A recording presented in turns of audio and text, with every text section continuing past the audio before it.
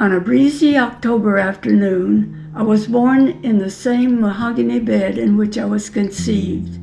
The bed stood in the largest room of the two-story bungalow on the road that dead-ended at our house and ran beyond the mill pond toward Hillsville, Virginia, and the Appalachian Trail.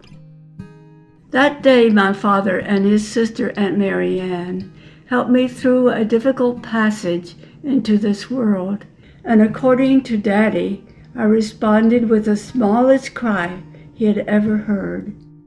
They named me Mary after my aunt, as a reward for her bravery in assisting an ordeal for which she had no training and little or no experience. Now, Mary's pa, he had spent his life building a dairy farm, one that he said was the finest in Carroll County. He purchased an incubator to speed up the production of hatching chickens, and his cows were producing some of the finest grade A milk. He was a hard-working man.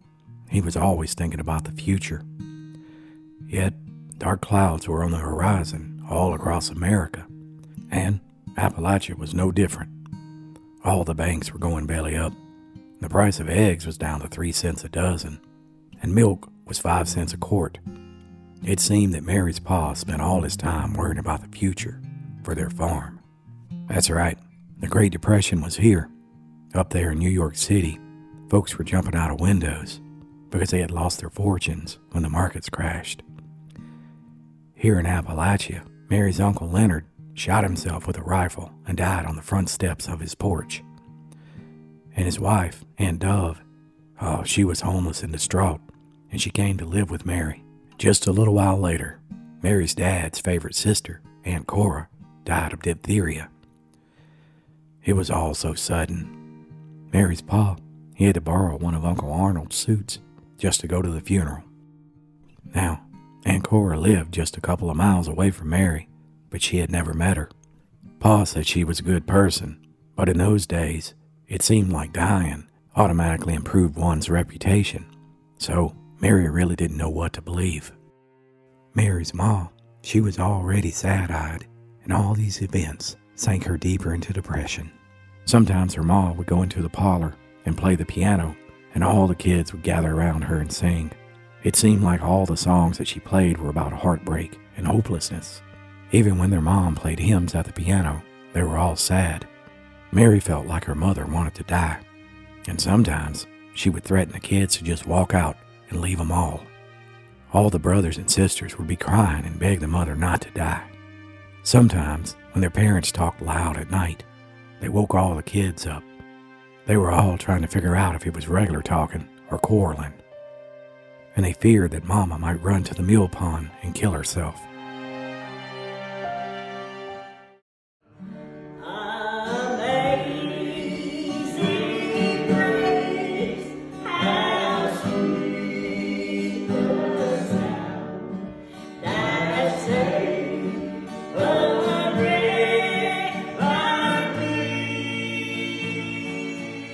Mary tried to imagine heaven as having squirrels in the trees and cows nursing their calves while grazing in a meadow. She had been taught that God sees everything from his place in the sky, and there he was, checking on Mary through the kitchen window. But to Mary, God's face looked cold and stern, and heaven, it seemed like a distant and lonely place.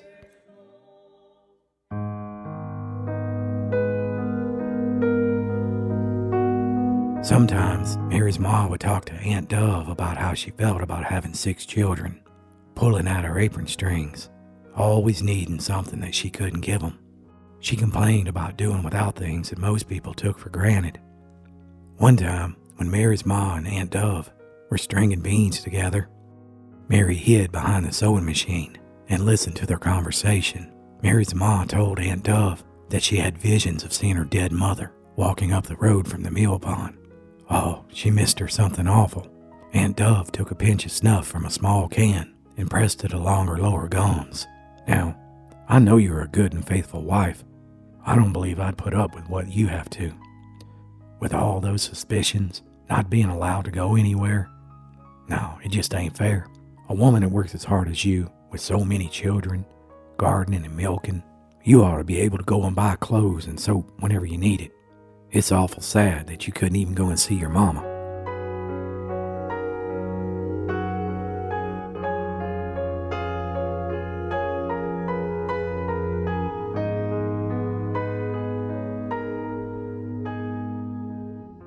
One morning, Mary and all her brothers and sisters gathered on the porch to watch as their pa decided it was time for old Tom, their spirited colt who had come of age, to become a workhorse. Mary watched as her pa whipped and hollered at old Tom. Her mama explained that the colts had to be broken. "Whoa, whoa," my father stormed at him and lashed at him again and again with a whip. But old Tom, he reared his head and bucked as their father hit him. Finally, their pa succeeded in putting the bit between old Tom's teeth and the saddle on his back. Old Tom's ears laid back, and his eyes showed white with anger. Mary's mama just smiled at her and said, "A child is just like old Tom. Its will has to be broken, and its spirit has to be calmed, so it can be guided easily." And it was like that when Mary's mama punished her. She locked her in a dark closet when she was a bad girl. Mary would hold her mouth closed as tightly as possible, and she resolved to never speak another word to anyone. You see, Mary was like old Tom, but not in the way that her mama had said. He wanted to be free to jump fences. And Mary, she just wanted to have friends and play games, and she resented her mother taking her anger away so easily.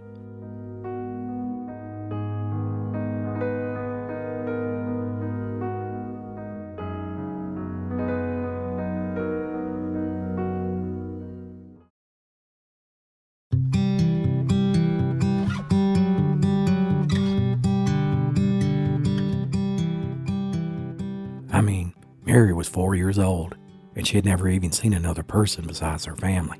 Now, she knew she had kin that lived a few miles from her, but she had never seen them. One morning, 3 young girls on a pony came down the road to Mary's yard. All of them had on pretty blue dresses with anklets with blue designs on them and leather shoes. Mary and her sister Helen stood on the porch grinning, and they ran to them, and they let them pet their pony. Within a few minutes, their mama called from the back door, "Get in this house now."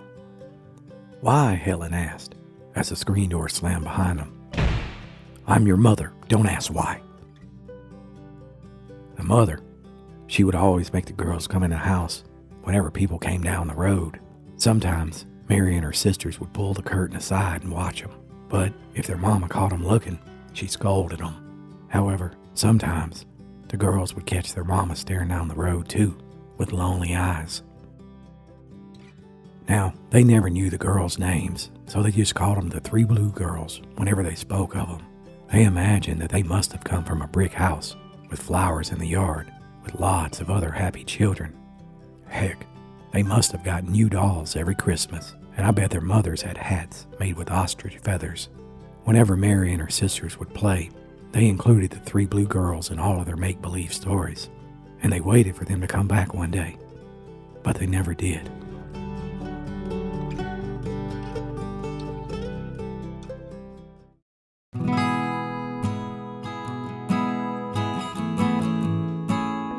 As the Great Depression rolled on, it wasn't long before Mary's pa began to look for a different farm, because, as he said, they might end up in the poorhouse if they stayed there. But at the same time, he got sick and grew weaker daily, and soon he was near death. After much talk of death and burials, Mary's ma and Uncle Arnold decided where they would bury him if he died. Everyone grew quiet, and it was as if Mary's pa had already died. It was a serious scare for the family, but somehow, after some time, he regained his strength and recovered. One morning, Mary looked out the window and she saw her pa examining the sky for the shapes of the clouds and the shape of the moon. He always did this during the planting and harvesting seasons. He would note the direction of the wind to predict the weather, and he was trying to decide if the family should strike out to move for the new farm. Mary's ma said, "The bucket of water is frozen in the kitchen. Do you really think we should risk it?" "Oh, we better go now," he replied. Looks like a snowstorm's heading this way, and we could be snowed in for weeks. And just like that, Mary's family was on the move. And they were about as organized as a haystack in a tornado, as everyone looked for things to wear on the journey. The wagon was soon loaded up with furniture. They hitched old Tom and old Rhonda and old Frank to the front of the wagon that carried all of their earthly possessions, and they struck out for a new home, Coon Ridge.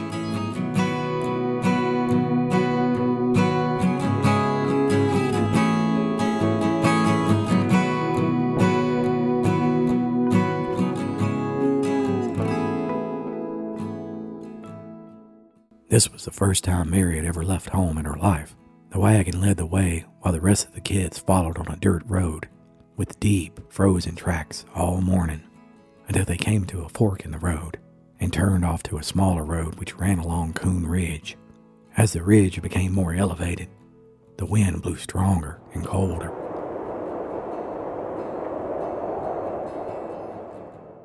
There were several houses, but there were no people.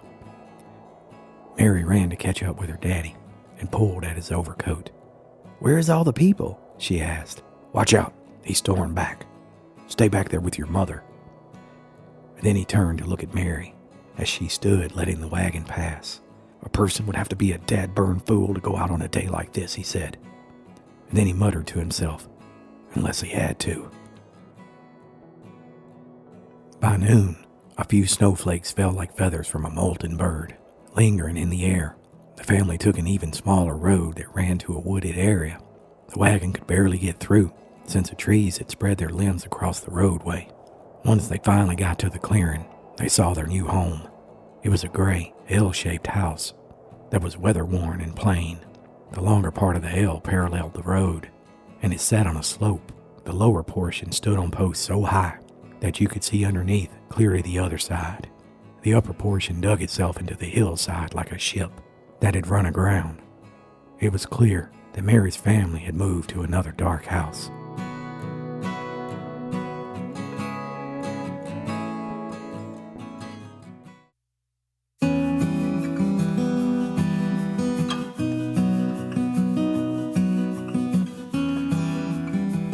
That night, they all huddled around the fireplace as the wood was sparkling and popping.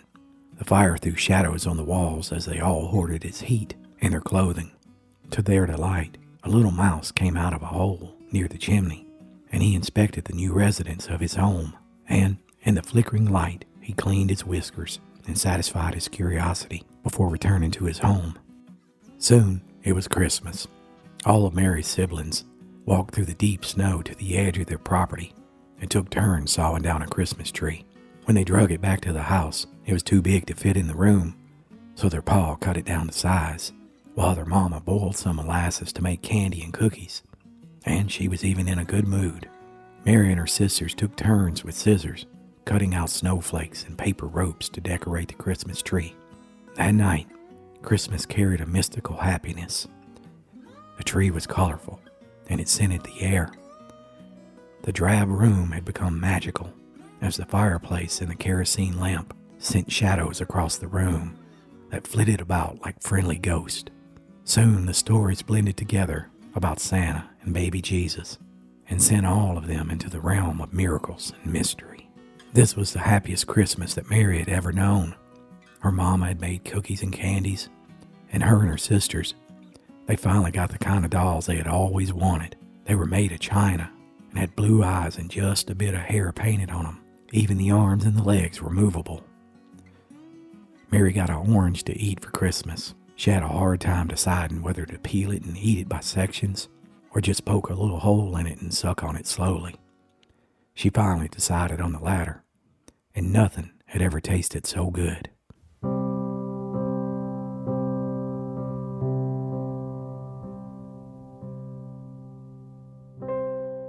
The day after Christmas, Mary's mama had moved the sewing machine into the main room because a man was coming to sign the deed for their old farm that they had just sold to a neighbor. Now this was a big deal because Mary's pa had paid the man $5 to prepare the deed. Her pa was looking frantically for the deed everywhere when suddenly he found scraps of it on the floor. Mary had cut it up, to decorate the Christmas tree. He stormed at their mama for not watching them more closely, and her mom blamed him for leaving it out. Mary's pa glared at her sternly and said, "You're a destructive child. A few years ago, there was a little girl who cut up a $5 bill, and her father chopped off her hand with an axe. He bit down hard into a plug of tobacco, wrenched it with his clenched teeth, and he stomped his way to the door, slamming it behind him." Mary held tight to her right hand. Her pa had been merciful. He hadn't even touched her, and her mama didn't switch her, but she felt worse than she had ever felt. And just like that, the magic of Christmas was over, and so was another chapter of Mary's childhood.